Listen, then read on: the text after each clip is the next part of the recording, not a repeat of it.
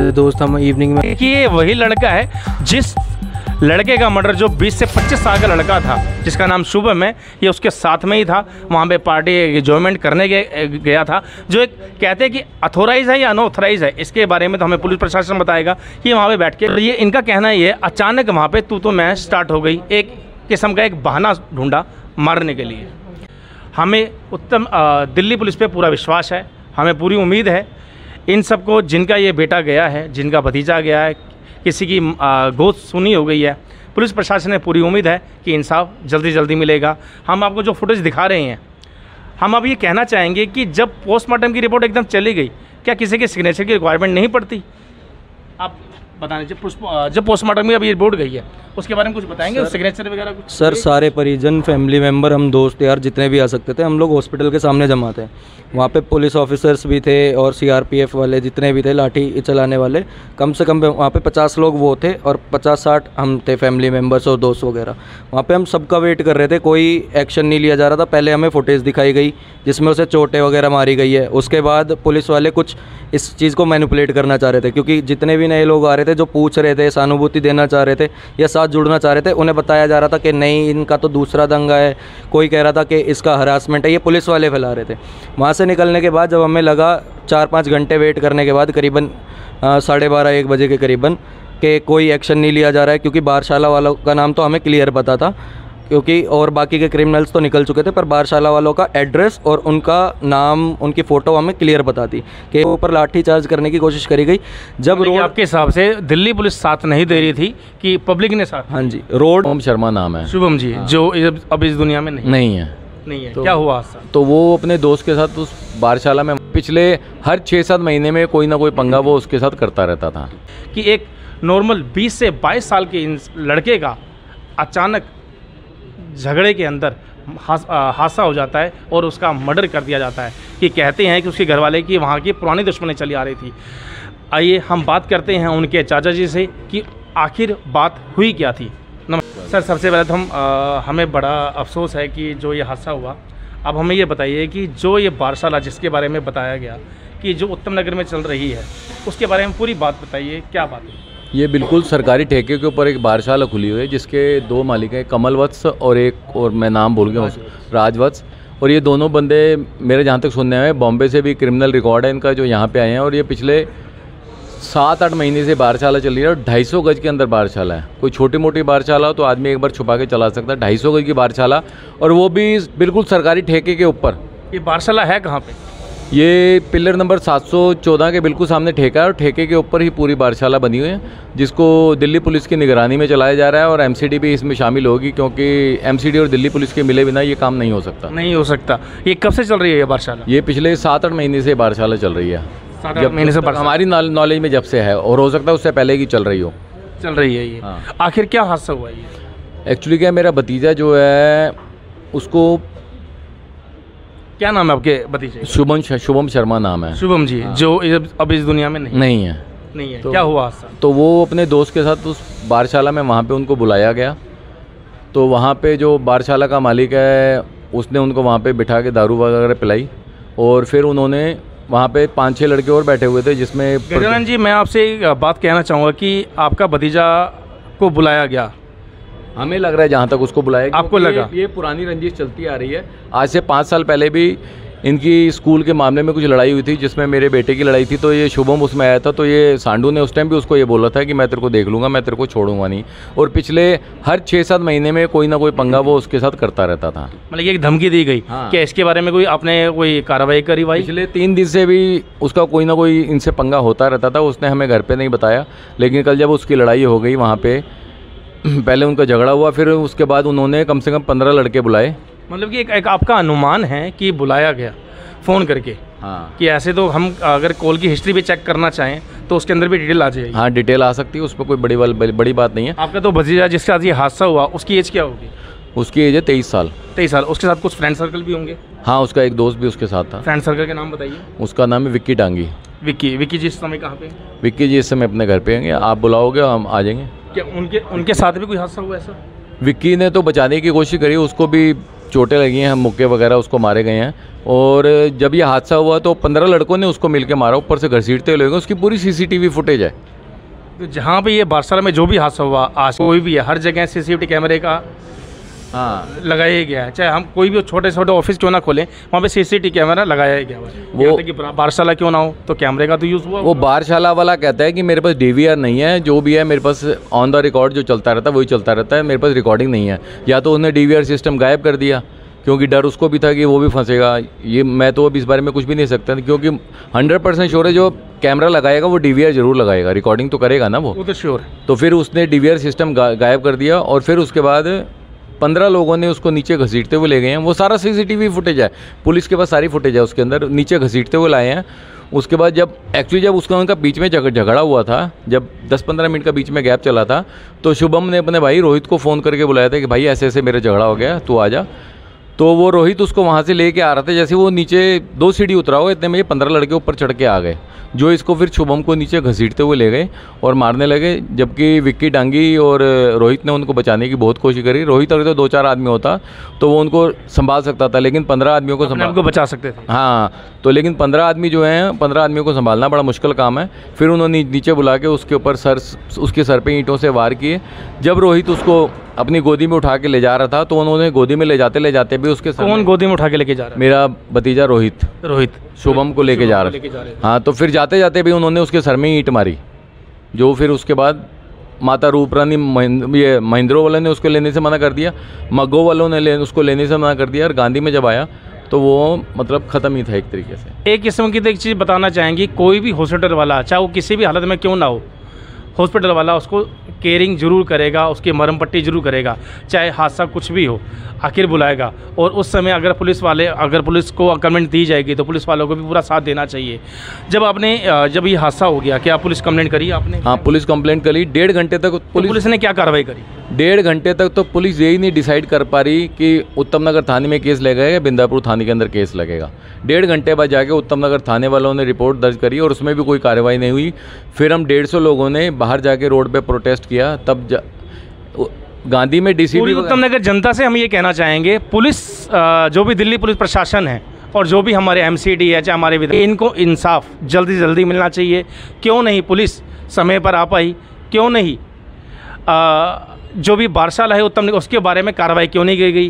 Patrolling police जब होती है तो इतने बड़े हादसे, कम से कम अगर झगड़ा हुआ है कम से कम है तो भीड़ बहुत ज़्यादा इकट्ठी हो जाती है, क्यों नहीं एक दूसरे को लोग बचाने आते?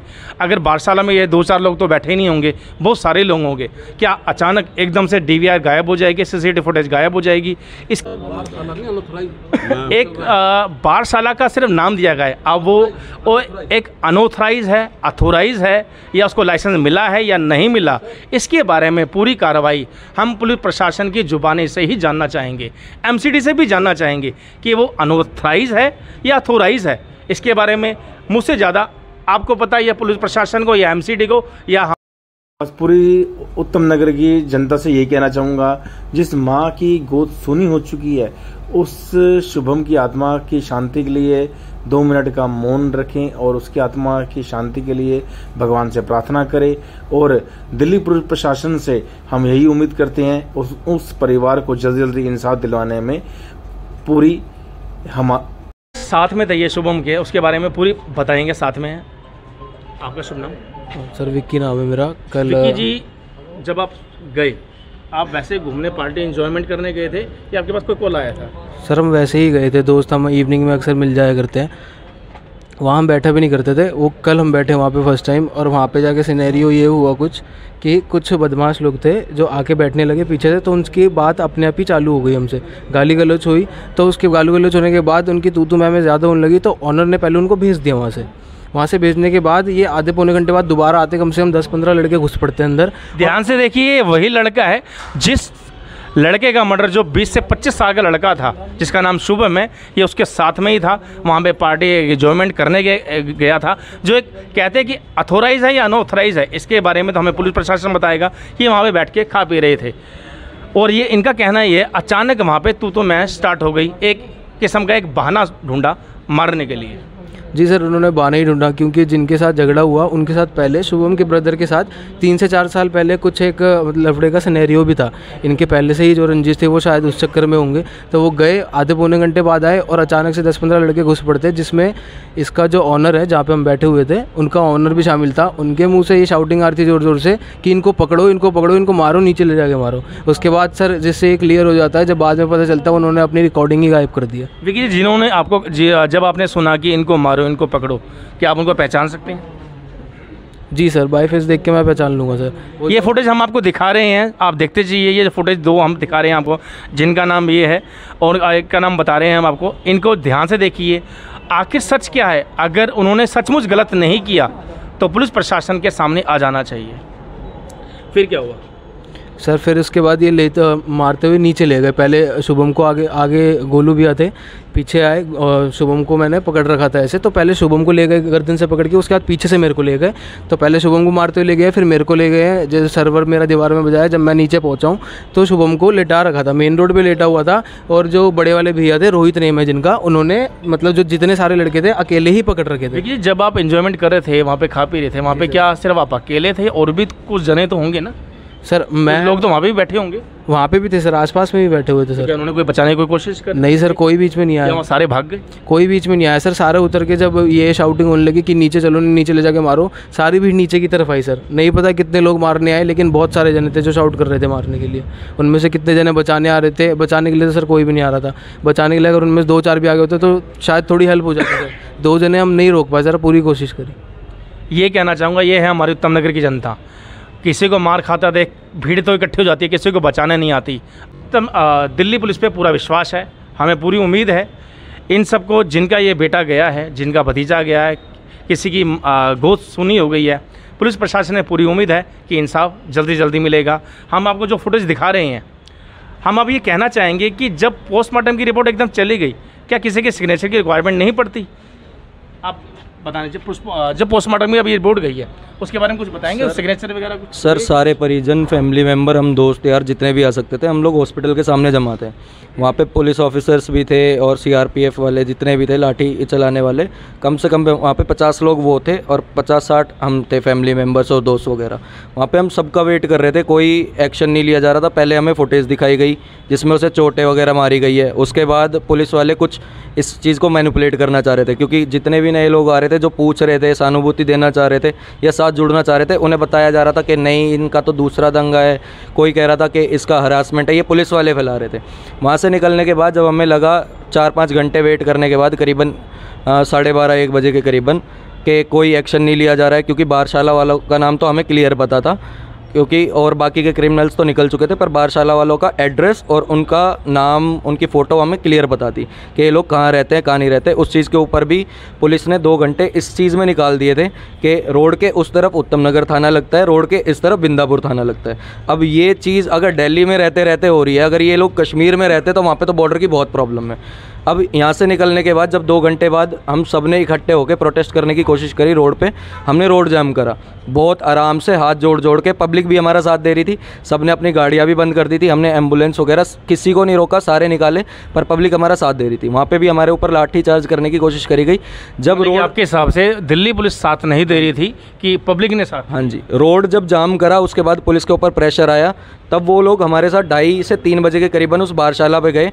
और जब हम वहाँ पे 8-9 फैमिली मेम्बर्स और एक पुलिस की गाड़ी वहाँ पे गई थी, तो हम जैसे ही ऊपर चढ़ने लगे, हमें ऊपर नहीं चढ़ने दिया। पुलिस के ही एक मेंबर ऊपर गए, उन्होंने ऊपर से वो निकाले। वहाँ पे 2 बंदे तो वो थे जो बार के ओनर्स थे और 2 बंदे अनदर जो उनकी पैकिंग में हेल्प करा रहे थे। और फिर बाद में जब हम ऊपर चढ़े तो वहाँ पे जब ये हादसा हुआ, आपके हिसाब से जो बारशाला है जिसको ये अनऑथराइज बता रहे हैं कि वो पैकिंग चल रही है, वो प्रॉपर रनिंग थी जिस टाइम पे ये हादसा हुआ, पर उन्हें पता चल चुका था फंसेंगे, क्योंकि बीट ऑफिसर के बिना या किसी सरकारी मुलाजिम के बिना ये चीज़ें नहीं चल सकती सर। जब हम वहाँ पे ऊपर चढ़े तो वहाँ पे 60% पैकिंग ऑलरेडी हो चुकी थी। क्या फुटेज है उसकी? फुटेज है सर, पर मतलब इतनी जितनी बना पाए ना उतनी हमारे पास है। बाकी अंदर पुलिस ने हमें नहीं घुसने दिया, जल्दी से बाहर निकालने की कोशिश करी। बाहर निकालते ही उन्होंने चाबी लगाई और दोनों को लेकर वहाँ पे चले गए। और बाकी जो 2 थे, कोऑपरेट किया आपके साथ? चाहे वो एमसीडी है, चाहे विधायक, आपने कोई बात विधायक जी तक पहुंचाई या जो निगम पार्षद आपके है आपने वहां तक पहुंचाई कोई बात? सर एसएचओ सर के ऑफिस गए थे, अंकल गए थे, ताऊ जी गए थे, सब लोग गए थे। इन्होंने बुलाया था कि आओ वहाँ पे होगा। एसएचओ सर के वहाँ गए, उन्होंने बोला कि G20 के चक्कर में लग रहे हैं। अब मेरे को समझ नहीं आता सर, G20 के चक्कर में अब ये इतना कार्यक्रम कर रहे हैं, इंडिपेंडेंस डे के चक्कर में ये सब कर लेंगे। वीआईपी अगर कोई आ जाता ना तो एसएचओ साहब आ जाते, ऊपर से ऊपर मुलाजिम आ जाते, सीए आ जाते, एसआई आ जाते, आईपीएस आ जाते। पर अगर कोई मर गया है उसकी बॉडी हॉस्पिटल में सड़ जाएगी, कोई नहीं आएगा। ये बात तो कहने की है। हम G20 का तो सम्मेलन बना रहे हैं कि अपने देश को दिखा रहे हैं कि हमारा देश नंबर 1 है, लेकिन भगवान ना करे के साथ कोई हादसा हो जाए तो उसको छोड़ दिया जाए। तो जनता अपना जवाब जरूर दे और हमारे साथ जुड़े रहें और बताएं कि पुलिस प्रशासन में आपको कितना विश्वास है। पुलिस प्रशासन क्या लगता है कि साथ देगी? अब देखेंगे, देखते रहिए न्यूज़ हेडलाइंस, आपके आवाज़ AK शर्मा। Thank you. देखते रहिए न्यूज़ हेडलाइंस, आपके आवाज़ AK शर्मा। Thank you.